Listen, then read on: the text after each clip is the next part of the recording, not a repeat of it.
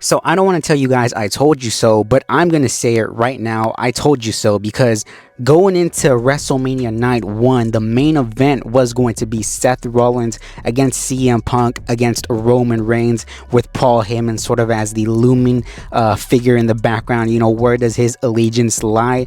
I did suspect a Seth Rollins win for weeks now. I was suspecting a Seth Rollins win. I figured Roman and Punk would cancel each other out due to the sort of, love that they have for Paul Heyman. And in a sense, they kind of did. But I wasn't expecting Seth to win in the way that he did, aligning with Heyman.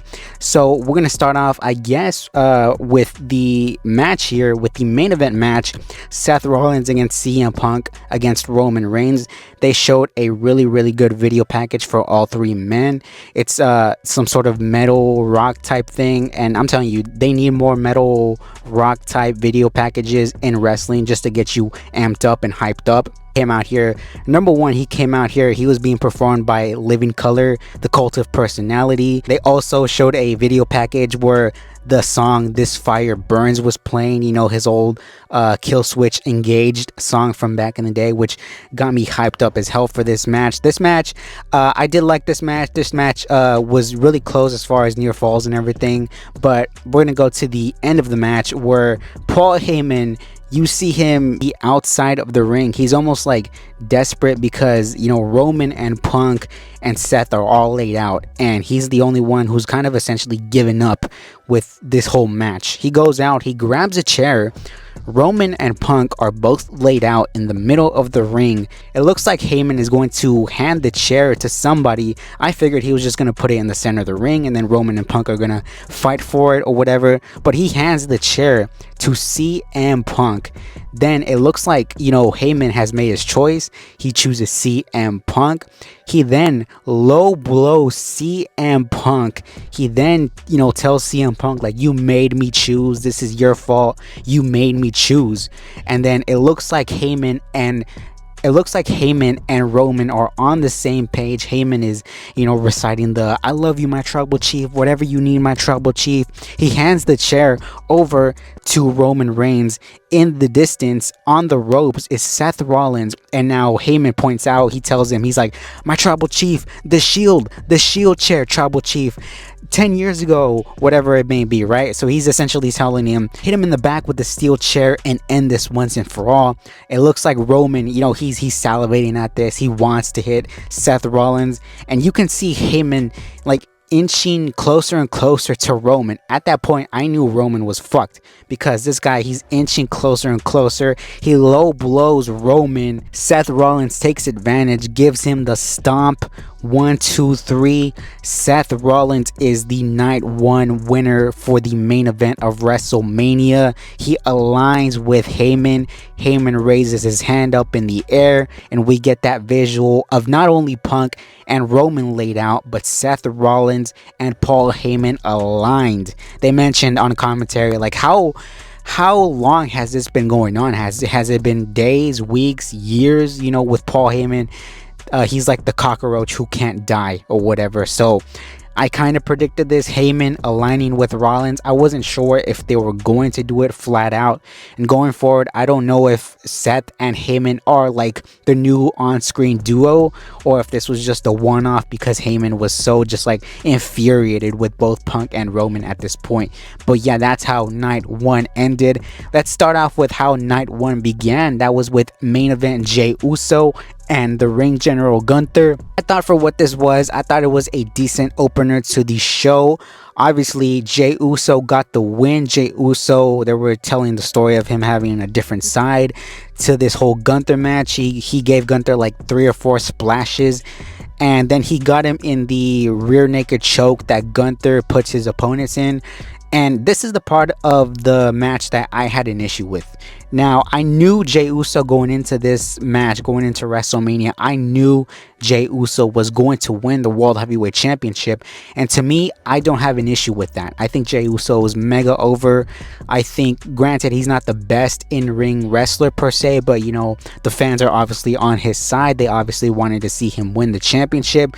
But the way he won, where literally he had Gunther in this chokehold chokehold, and Gunther just submitted within 4 seconds of this chokehold. I thought it was kind of a little weird to have Gunther just submit to this chokehold all of a sudden. You know what I mean? Like, if it was me, I would not have had that finish go down like that. I would have had Jey Uso give him 4 splashes from each corner and then have Jey Uso win. He comes out, he celebrates with his brother, with his twin Jimmy Uso, and that's how we end the World Heavyweight Championship match. That's my only sort of, little critique of this match.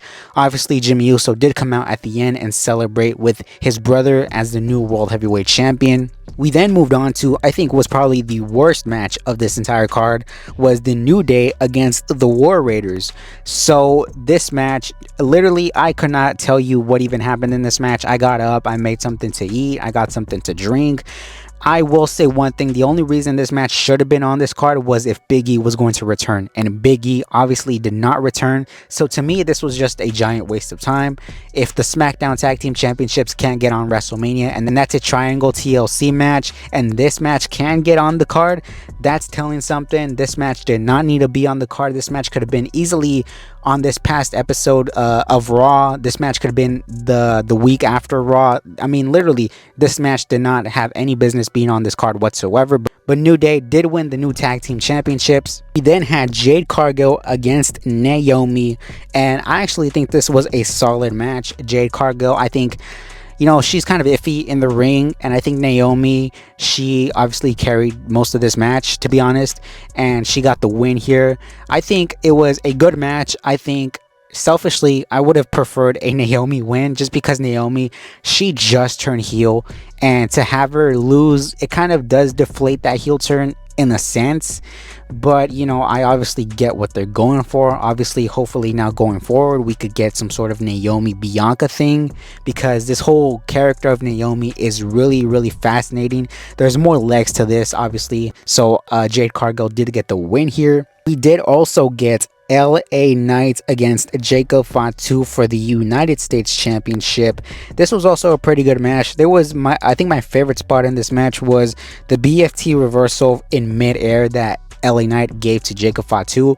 I think Jacob Fatu was going for the mighty moonsault from the top rope. LA Knight caught him out of nowhere with a BFT, but Jacob Fatu grabbed the rope, and Jacob Fatu escaped the 1, 2, 3 count.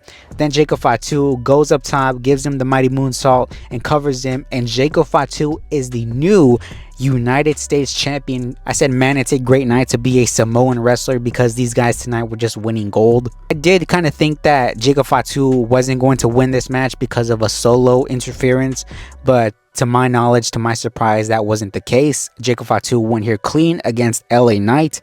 We also had Grande Americano against Rey Fenix. To be honest, this was fine. This wasn't the greatest thing for me. Obviously, Grande Americano got the win after he used that sort of steel-like thing and put it in his mask, and got the win after a headbutt from the top rope, and after Rey Fenix went for his, springboard kick or whatever it may be, and Grande did get the win. This kind of felt like, it was just a nothing match for me. Obviously, I think the Grande Americano thing is funny, but I think tonight it kind of didn't hit as well as it should have. And lastly, we have the Charlotte Flair against Tiffany Stratton match for the WWE Women's Championship. So obviously the build here, I don't need to say anything about the build. We're just going to talk about the match here. The match, I expected either one of two things. Either one, it's going to be a train wreck, or two, it's going to be a fantastic match. I think somewhere in the middle is where this match landed, because I don't think this was a complete train wreck. I don't think this was a 5-star classic. I think for what this was, it was alright. It was okay. Tiffany did get the win, which was the best option here, because if Charlotte got the win, that would have been a whole different situation, a whole different scenario that we quite frankly don't need to go down. But they did make the right choice here in having Tiffany go over. The finish, I will admit, kind of came out of nowhere. She just kind of dragged her to the middle of the ring and then performed the moonsault, and then that was it. The whole story of this match was the whole, both women, their knees are fucked up, so they gotta work around this. And like I said before, This was a okay match. Me personally, I think this should be a one and done. I do not think we need to see this once again at Backlash. I do not think we need to see this anymore. Obviously, the build to this has been horrendous. Obviously, the matches, the chemistry, there's something off between these two women. It's not as natural as it should be. So if I was booking this going forward, we're going to keep Tiffany and Charlotte as far away from each other as possible. But yeah, that was all of night one WrestleMania. Obviously, the big talking points here tonight was the turn of Paul Heyman aligning with Seth Rollins. And I got to be curious whether or not we see Seth Rollins tomorrow night in the main event. So let me know what you guys think down below. Let me know your thoughts and your reactions to night one of WrestleMania 41. And until tomorrow night, I will see y'all later.